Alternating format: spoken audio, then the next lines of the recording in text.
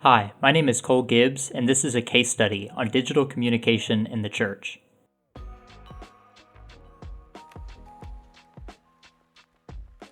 Throughout the history of the church, new technology is often met with contentious debate and extreme caution before, if ever, being allowed in. And while I would love to bore everyone with a deep dive into the history of this trend, much of it is beyond the scope of this project. But the purpose of this case study is to provide another voice in this ongoing conversation of the role of digital communication in the church. And while the setting for this study will be a church, much of the ideas can be easily extended to any organization that behaves similar to the model presented later in the video. The setting for this case study is the college ministry of Houston's First Baptist Church. And that's a mouthful, so I'll be referring to it as the ministry. It's a diverse organization made up of about 60 to 80 college students at a number of universities in the Houston area. There are meetings for worship and teaching about twice a week, along with monthly socials, seasonal parties, and lots of social interaction between the members. The motivation for this case study comes partly from my own personality and partly from the unique opportunity presented by the COVID-19 pandemic. I've been an active member of the college ministry for a couple of years, along with the church as a whole. I'm also a student at the University of Houston studying computer science. Naturally, my passion for the church and my passion for computers leads me to pondering the role of tech in the church pretty regularly. When the era of quarantine began, I saw this as a tremendous opportunity to apply my professional skills for the benefit of this ministry. Everything was transitioning online, so the barrier of naysayers about telecommunication was greatly reduced. And additionally, because the ministry is for college students of universities that transition to online education formats, it is completely natural for our ministry to consider online alternatives. The first step in the study is to map out the organization of the ministry. It is led by the college pastor, Jarrett, along with one other assistant staff member, Jacora. There are also 2 interns that help oversee the whole ministry. The ministry is then divided into medium-sized co-ed groups, and these are called community groups. Each community group is then split into same-sex small groups for more intimate discipleship groups, along with a single leader for each discipleship group. That's a lot to take in verbally, so I'll keep reusing this graphic. The next step is diagnosis. I scheduled some interviews with Jarrett, the college pastor, and asked him about how the ministry utilized digital communication technologies before and during the lockdown. There was a weekly staff meeting where Jarrett, Jacora, and the 2 interns traditionally met in person to plan the weekly tasks and upcoming major events, but this transitioned to a weekly Zoom call. There was also a weekly leader meeting with all staff and all leaders where content for the weekly Bible studies would be discussed, along with any important announcements or information about upcoming events, and this too was transitioned to a weekly Zoom call. All of the other weekly meetings and services for members and events were initially canceled until further notice. It was an uncertain time, and there was no plan for transitioning online. And anyone who lived through it will never again be able to use the phrase unprecedented times in quite the same way. The pre-existing method for communicating with the ministry was a number of GroupMe group chats. There was about 1 group chat for each community group, discipleship group, and the staff team. And additionally, group chats would regularly be made and dismissed for upcoming events, students from particular universities, or various ministry teams like worship team, prayer team, coffee bar team, and so on. I counted about 15 separate group chats with varying levels of activity. And the only other digital channel being utilized was an Instagram account that regularly posted updates about weekly meetings and upcoming events. The lockdown continued throughout the summer, and because the ministry tends to hibernate over the summer, there's not much to discuss. In an effort to spend some time together, a Zoom call was formed where Jarrett or Jacora would watch the church service live on Facebook and share their screen with the students on Zoom. And as you can probably guess, this did not work well. But at least friends got to see each other's faces and hear each other's voices once a week. By the start of the fall semester, parts of Houston were slowly beginning to reopen with strict mask and social distancing measures. The church reopened as well, and a handful of students began to come to the new COVID-safe services. However, many students opted to stay home, and still other students were living at home in other cities or other states. There arose a need for a split in the ministry. Jarrett, willing to meet in person, would continue leading the ministry for the students who felt comfortable coming to socially distanced services. Jacora, on the other hand, opted to start an online group that would host digital alternatives to in-person events for students still quarantined. Both paths were brand new for the college ministry, and both were full of hiccups and challenges. After a few weeks of this, I scheduled an interview with Jacora to see how the online group was going. The community group was using an extremely aggregated approach to digital communications. For Wednesday night college services, for example, Jacora would launch a Zoom call, then share her screen while streaming the service on Facebook Live, an approach similar to the church Zoom call over the summer. However, this required Jacora's computer to split the audio channel between her microphone and the live stream, dramatically reducing the quality of the service. Additionally, latency issues were compounded as now Zoom and Facebook have to be working at full strength in order for a member's audio and video to work well. We discussed some technical solutions, but the best part of the interview was distilling the needs of the online group to a single goal: to facilitate and grow interpersonal relationships for members who are unavailable to meet in person. After establishing a clear picture of the needs of the ministry as a whole, I began analyzing all of these qualitative observations. The first trend I noticed was a universal groan when it came to the idea of digital ministry. After engaging with Zoom Church for a full summer, many students and staff had come to view digital ministry as a necessary evil and one that needed a vaccine as soon as possible. I wanted to synthesize an explanation for what Jacora had eloquently coined virtual fatigue. In order for digital communication to be more effective and cause the user to feel less drained after using it, there are two critical qualities it must have. Number one is interactability. It needs to make the user feel like they are truly engaging with other people, not just passively consuming content. Many users complained initially about not being able to see each other's faces or have any accountability for attending meetings, which was part of the original desire to create a Zoom summer call for church. The sound of others' voices and seeing their expressions restored a feeling of interpersonal interaction that had been lost in quarantine. The second quality it must have is ritual. It needs to give the user a sense of digital home that allows their brain to properly compartmentalize their digital experience.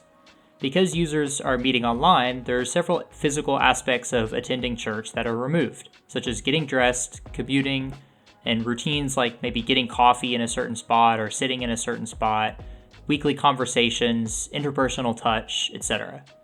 And we cannot simulate those things with software, but we can try to restore a sense of familiarity and repetition.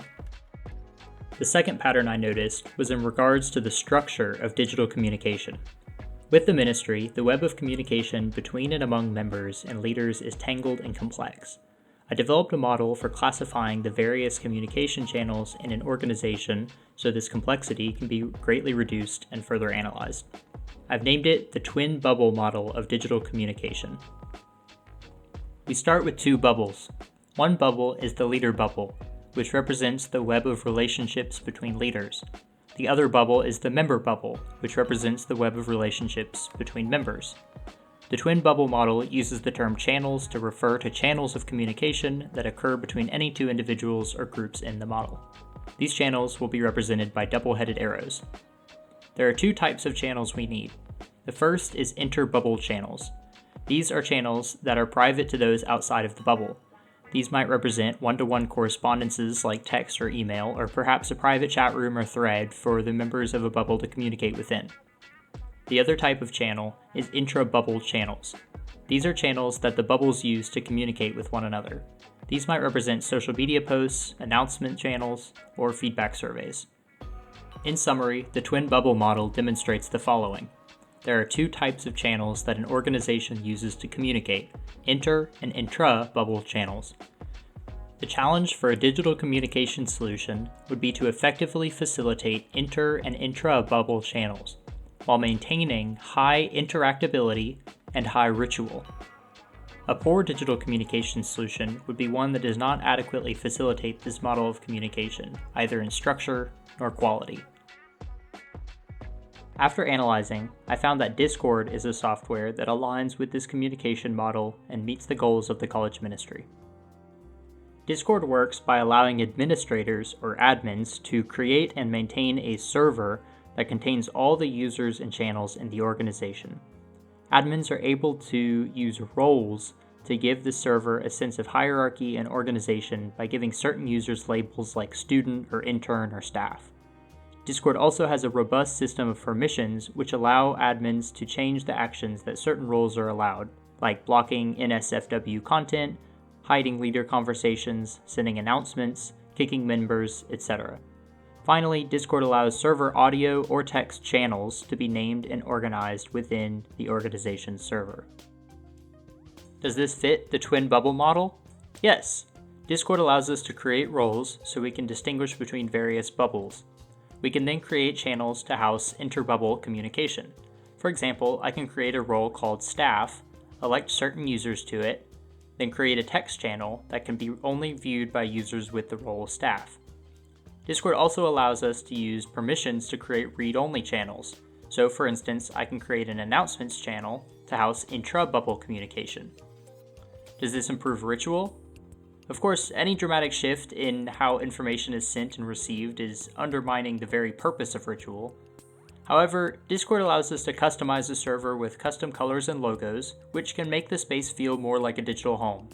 Additionally, by housing all calls, streams, texts, and announcements in one app, ritual will dramatically increase.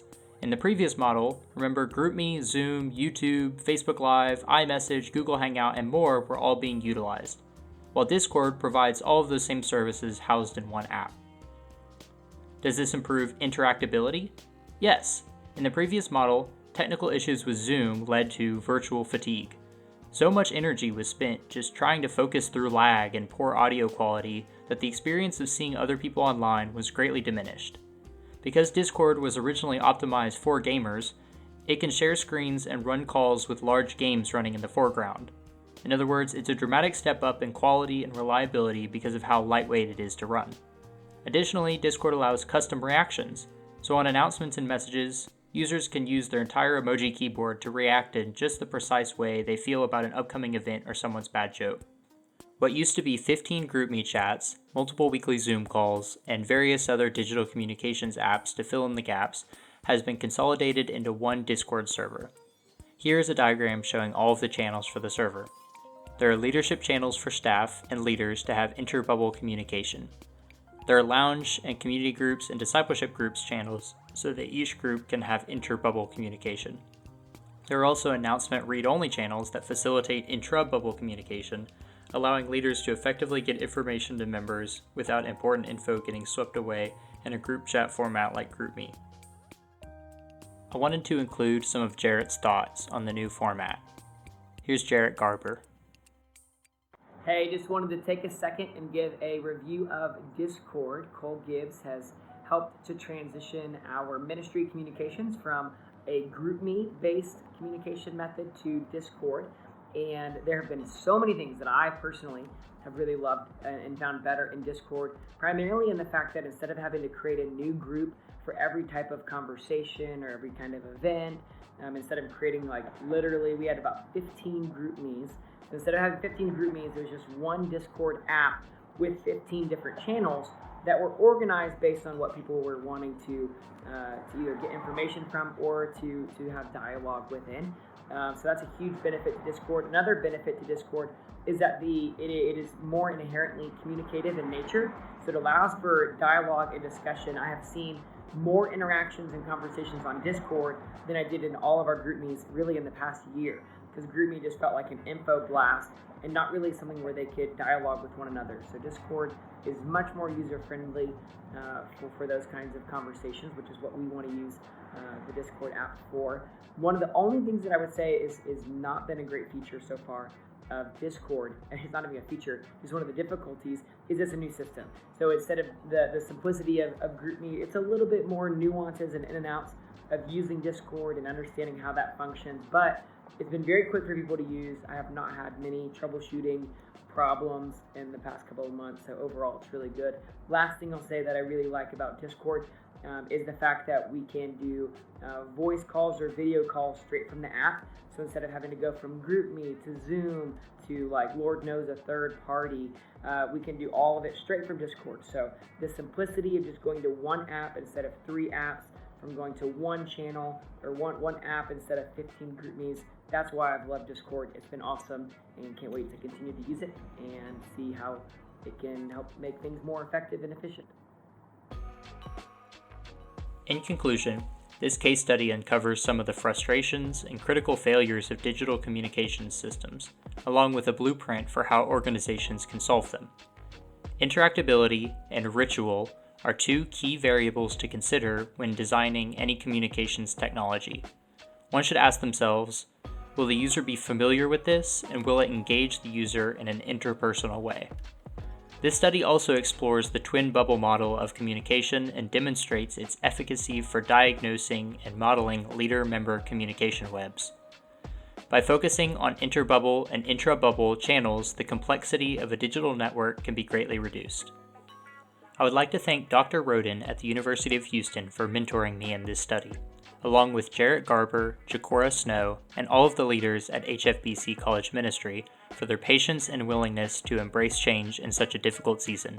Thank you.